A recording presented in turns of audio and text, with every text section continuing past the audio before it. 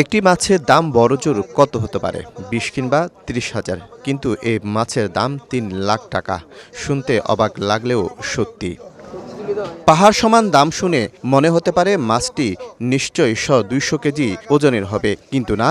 দাঁতিনা coral মাছটির ওজন মাত্র ২৪ KG. ব্যবসায়ীরা ৭ লাখ টাকা মন হাঁকালেও পরে দাম উঠে ৫ লাখে। চট্টগ্রাম নগরীর ফিশারি ঘাটে রীতিমতো হইচই মাছটি ঘিরে। ছোট আকারে আরেকটি মাছ বিক্রি হয়েছে ২ লাখ টাকায়। এটা দাঁতিনা মাছ, সাগর খুব কম পাওয়া যায়। আর এটা প্রধান আছে ফুলকাটা, ফুলকাটা মেডিসিন কাজে লাগে।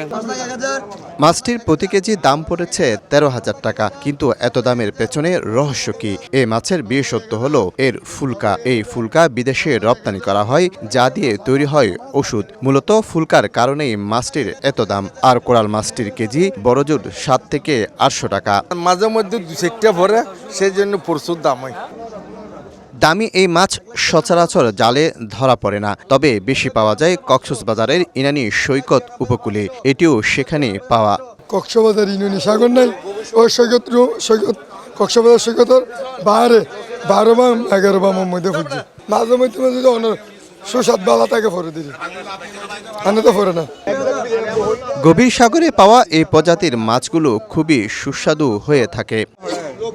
শফিকুল আলম, সময় সংবাদ, চট্টগ্রাম।